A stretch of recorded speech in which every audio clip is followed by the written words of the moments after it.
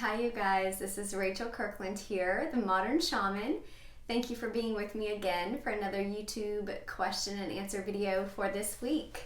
If you're new to the channel, we're glad that you're here. Feel free to kind of watch the intro video if you have yet to kind of know what this channel is about. And then also take a look through the archive. There's a ton of videos there for your reference, and I hope that they're helpful to you. Also, I always encourage you guys, if you have yet to go to my website and find out all the other offerings that I have on there, there's all types of resources for you there on the website, which is themodernshaman.net. I have to tell you, if I seem relaxed and zenned out, I am. I love this fall energy. It always puts me in this wavelength of introspection and a little bit of hibernation mode. I have a tendency towards being an introvert.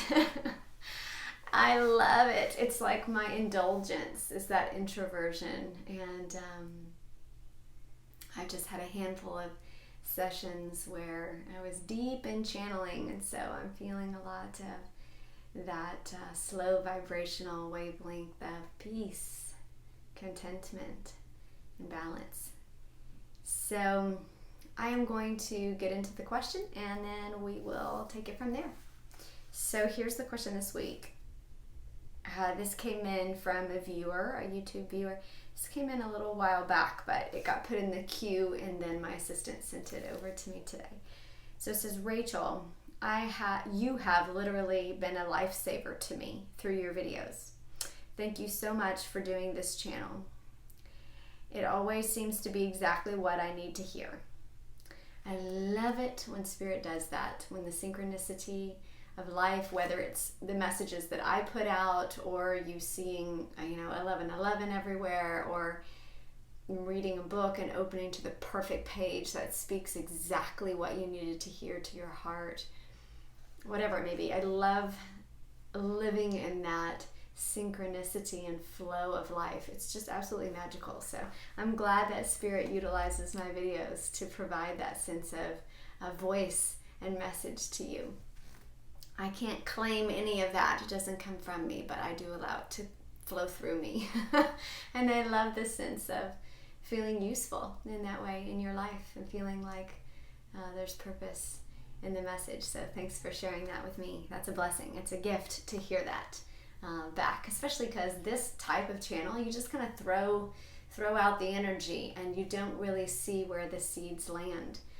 When I'm working one-on-one with someone or in a mentorship, I can see where the seeds are planted. I can see them standing in their own voice, or publishing their own book, or working in their own program, or becoming a healer, and I can see it move into fruition. But in this type of platform, I don't see a lot. So that is a huge blessing to me, to just hear that the energy's somewhere out there being received and is being planted in a way in your heart. So thanks for saying that. All right, back to the question. I have a question about purpose. I feel like I'm supposed to be doing something in the same line of work as you, but I haven't had much success. Does that mean I don't truly understand my purpose, or am I doing something wrong? So the question about purpose. Okay. This is actually, there's a handful of questions that I get from clients that are like definitely the top 5 questions of all times asked to any psychic. And I don't know about all the rest of you guys that may be watching this video that are working in this same line of work, but the question of purpose is very common across the board, and people saying, I want to know my purpose. I want to know if I'm living out my purpose. Am I on my path? Am I doing what I'm supposed to be doing? And so I think your question will really resonate with a lot of people that feel similar to you in that question about your purpose. So one thing I want to say, or maybe just a distinction that I want to make, is that purpose does not always equate to career. And I'm not sure where that came from or what made us think that our calling or our purpose had equated to or meant this should be my career. Because spirit is not human. Spirit is not living this earthly life and needing to, it doesn't, it's way bigger than our small understanding of the way life plays out and the roles that we play in terms of like career and the way that we bring in money and it's just so much more than that. And it's like trying to, put love into a box. A lot of times purpose doesn't have anything to do with our career or is way beyond any career that you have, meaning it's flushed out through any title, any job title that you may hold, any career path that you take. Your purpose is in you, being fully you, in the capacity of your vibrational essence, your soul, your isness, beingness on this earth. How much of your soul are you truly living out in your expression as you? And that can be lived out in every way, shape, or form. Every role that you play, every relationship that you engage in, every look, every smile, every thought, every sense of inspiration, everything you share, everything that you pray about, everything that it's in your being you. And your purpose is always you being you. I think the ways that unfolds are different throughout our lifetime. This is also the quest of the totem. If you've ever seen a totem pole in our native communities, they have a sense of they're animals and they're stacked for different time periods in our life that are symbols of our childhood, our maturing, our early adulthood, our adulthood, moving older into the sage, and these different phases of life and the roles or the archetypes we embody to learn lessons through and to live out our sense of purpose. And in the end, we embody the entire totem. We are the expression of all those elements, of all those animals, and the animals themselves being symbols for qualities and characteristics that we truly embody in our essence. And the same is true for the different roles that we play in life and how our purpose is expressed. Your purpose as a child, as an adolescent, as a young independent person is very different and should be, appropriately so. And it would be wrong to look at those time periods and judge yourself and say, I'm off my path, or did I get something wrong because I'm not living out my purpose, or because my purpose doesn't feel successful. No. Hold true to your sense of self. Are you being the utmost of yourself? This brings me to my second point, which is about this idea of success. And you mentioned that in your concern, stating like that you haven't had much success. And I don't know if that means you haven't garnered a big list of clients, or you haven't managed to pay rent with your abilities or your healing gifts or your seeing psychic abilities, whatever it may be. I would go back to your concept of success.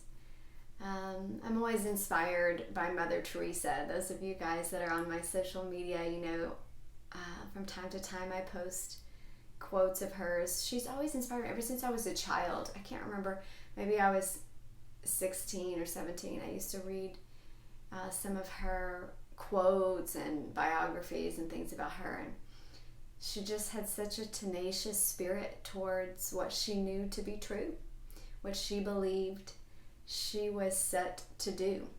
And she had a lot of friction. There was so much just red tape and politic, and just not necessarily against her, although at the beginning there were people that said her work was of the devil, even priests that were against what she was doing, because she kind of had to go outside of the abbey, go outside of the typical way that she was working, to go out amidst and among the poorest of the poor. So she just stuck to it tenaciously. She just did it because she knew she was supposed to. And her success did not look definitely didn't look material at the beginning. There were some of her letters, if you've ever read her letters at the beginning, it was like she hardly had food.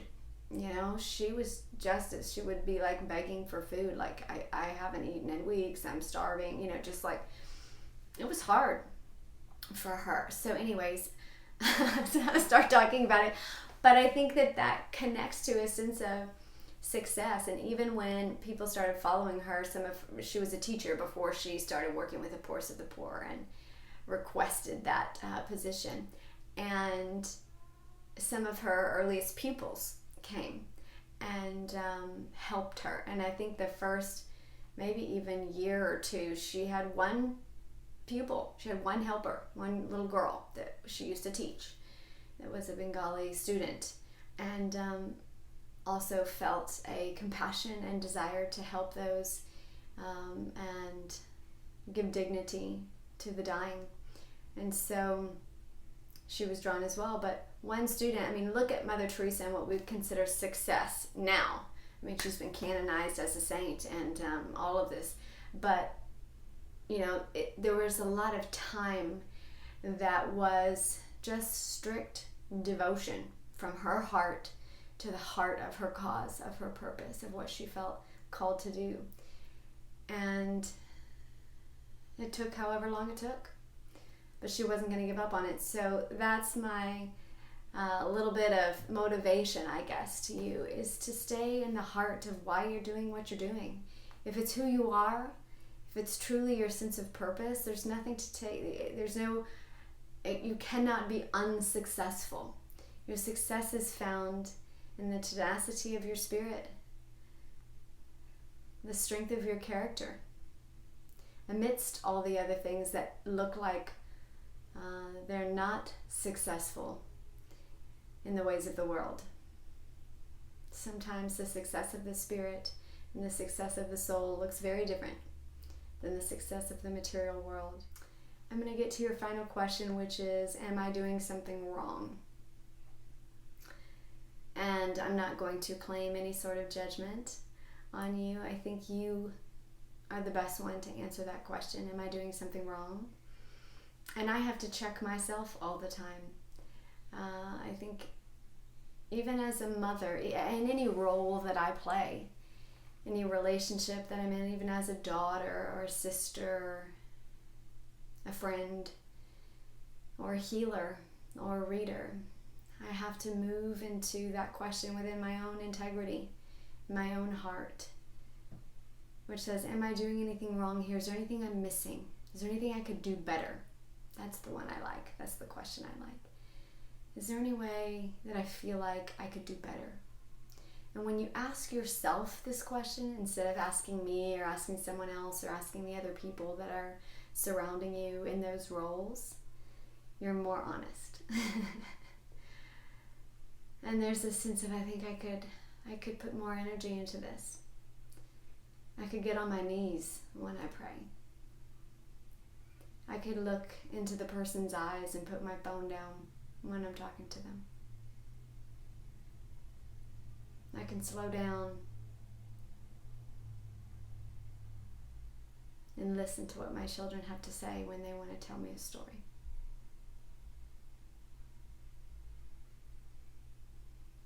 I think if you're asking that question, is there anything I'm doing wrong, or is there something I can do better, then Spirit will flood into that answer and fill you with more strength, more power to do exactly what you desire, to do better, to do more, to make a bigger difference.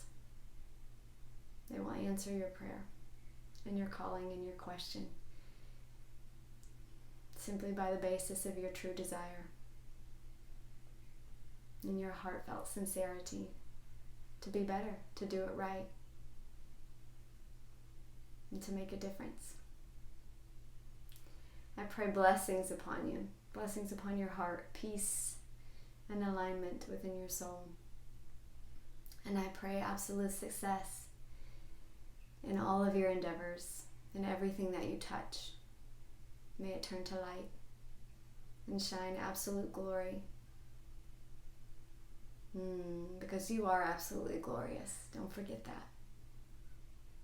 All of the non-physical realm look onto us as absolute masterpieces. We are just art, walking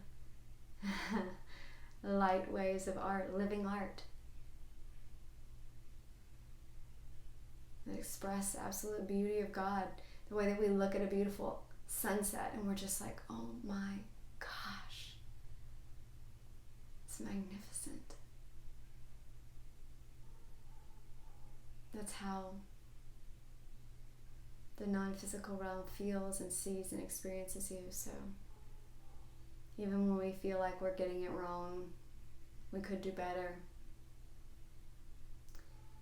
just remember your own glory, or sit for a second and feel in one breath how miraculous it is just to be you.